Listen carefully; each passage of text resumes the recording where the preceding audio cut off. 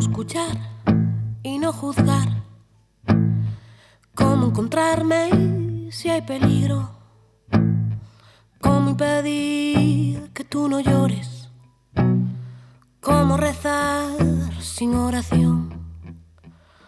Los disidentes de la memoria decoran almas con victorias. La humanidad cae a sus pies sin preguntar de dónde es. Voy saltando piedras que hacen mi camino, buscando algún sosiego para dejar pensar que el aire que respiro inspira y conspira mis pasos uno a uno para poder llegar.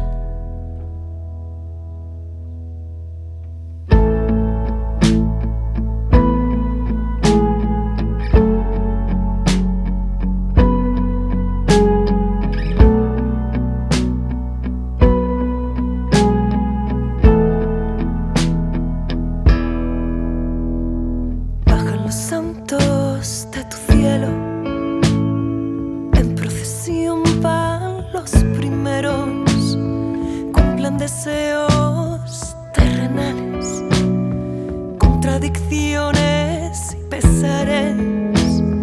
Vamos en bucle, en espiral.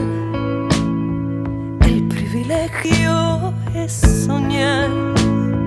Cómo lograr colocar cada sentir en su lugar.